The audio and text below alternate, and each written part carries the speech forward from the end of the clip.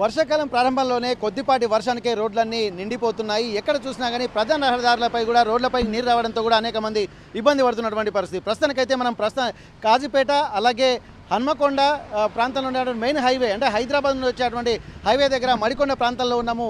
ఇక్కడ దాదాపు రోడ్డు మీదకి వస్తున్నటువంటి వాటర్ చూస్తుంటే కూడా చాలా ఇబ్బందులు ఎదుర్కొంటున్నారు. ప్రస్తుతానికైతే చిన్నపాటి వర్షానికి రోడ్లన్నీ జలమయం అవడం పట్ల కూడా ఇక్కడ పక్కన స్కూల్ పిల్లలు అలాగే రెగ్యులర్గా వెళ్ళేటువంటి వాళ్ళు అనేక ఇబ్బందులు పడుతున్నటువంటి పరిస్థితి. ప్రస్తుతానికి ఇక్కడ ట్రావెల్ చేస్తున్నటువంటి వాళ్ళు ఉన్నారు.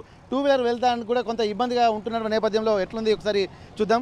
మేడం చెప్పండి, ఇప్పుడు చిన్నపాటి వర్షానికే ఇట్లాంటి పరిస్థితులు ఉన్నాయి. రోజు ఎట్లాంటి పరిస్థితులు ఎదుర్కోబోతున్నారు ఈ వర్షాకాలంలో? కష్టంగా ఉంటుందండి. ఇట్లా ఉంటే మాత్రం చాలా కష్టంగా ఉంటుంది. నా పేరు కవిత, హైదరాబాద్లో ఉంటాను. వరంగల్కి అంటే కాజీపేటలో పిన్ని వాళ్ళ ఇంటికి వచ్చాను.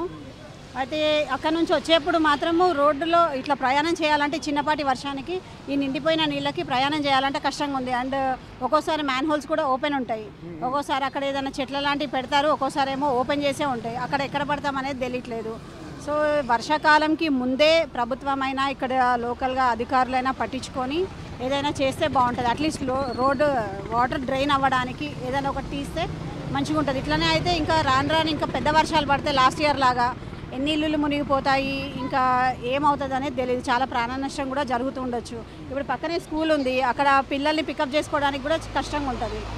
అంటే ఎక్కడ ఆగాలో కూడా తెలియట్లేదు. అండ్ ఒక పెద్ద వెహికల్ పోయిందంటే మొత్తం మీదాన్ని నీళ్ళు పడిపోతాయి. హైవే అండ్ స్కూల్ అనడానికి tri cities, Kazipet, Hanamkonda, Warangal tri cities అంటారు, స్మార్ట్ సిటీ అంటారు.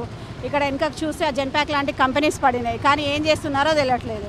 ఆ హైవే మాత్రం ఎక్కడ రాంపూర్ నుంచి హైదరాబాద్ వరకు రోడ్స్ అయితే బాగున్నాయి. కాకపోతే ఈ జనావాసాల్లో ఉండే పరిస్థితి మాత్రం ఎట్లా ఉందో అట్లానే ఉంది. ఎంతమంది అధికారులు ఉన్నా, ఎన్ని గవర్నమెంట్లు మారినా అలాగే ఉంది. ఇది కాస్త ముందే మనం ఊహించి పరిస్థితి దాన్ని మనం సెట్ చేయగలిగితే బాగుంటుందండి.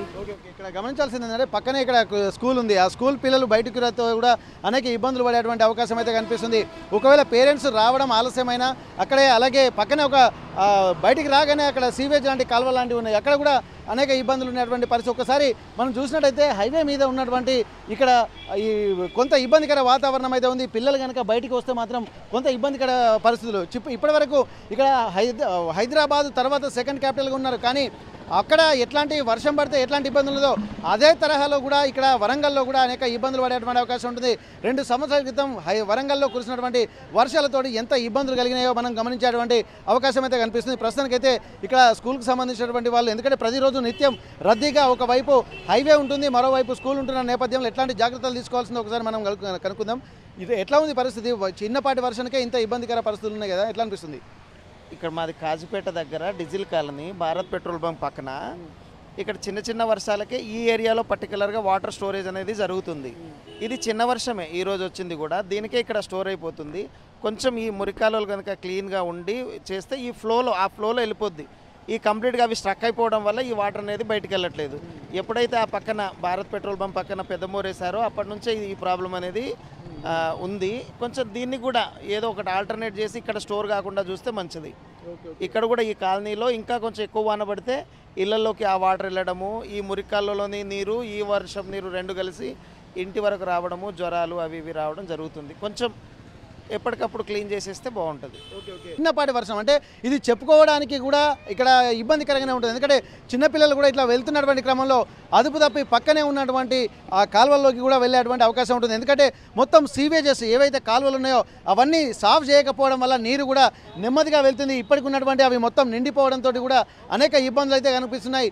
వర్షాకాలం వచ్చిన తర్వాత ఇక్కడ మొత్తం పూర్తిగా కాలువలను మొత్తం క్లీన్ చేయాల్సినటువంటి అవసరం ఉంటుంది. కానీ కాలువలు క్లీన్ చేయకపోవడంతో ఎక్కడికక్కడే వర్షం నీరు నిలవకపోవడంతో చిన్న వర్షానికి కూడా మొత్తం ఎక్కడికక్కడ నీరు నిలవడంతో రోడ్లో వెళ్ళేటువంటి వాళ్ళు కూడా ఇబ్బందులు పడుతున్నారు, చిన్నపిల్లలు కూడా ఇబ్బందులు పడుతున్నారు. అలాగే సీజనల్ వ్యాధులు కూడా ప్రబలకుండా ముందు సీవేజెస్ కూడా క్లీన్ చేయాల్సినటువంటి అవసరం అనేది అయితే కనిపిస్తుంది. ఏదేమైనప్పటికీ కూడా వరంగల్లో మాత్రం ఇక్కడ ప్రివెంటివ్ మెజర్స్ తీసుకోవాల్సినటువంటి అవసరం ఉంటుంది. మున్సిపల్ అధికారులు ఈ వర్షానికి అంటే చిన్న వర్షానికి ఇన్ని ఇబ్బందులు ఉన్నటువంటి నేపథ్యంలో రేపు జరగబోయే పరిణామాలకు కూడా బాధ్యులు కావాల్సి వస్తుంది. కాబట్టి ముందు జాగ్రత్తగా ఇక్కడ మోరీలన్నీ క్లీన్ చేయడంతో పాటు ముందు జాగ్రత్త చర్యలు తీసుకోవాల్సినటువంటి అవసరాన్ని కూడా స్థానికులు గుర్తు చేస్తున్నటువంటి పరిస్థితి. మడికొండ నుండి కెమెరా పర్సన్ వంశీతో వెంకటరత్నం, RTV వరంగల్. ఇండియా పాకిస్తాన్ ఉద్రిక్తతలపై లేటెస్ట్ అప్డేట్స్ కోసం డౌన్లోడ్ చేసుకోండి RTV లైవ్ యాప్.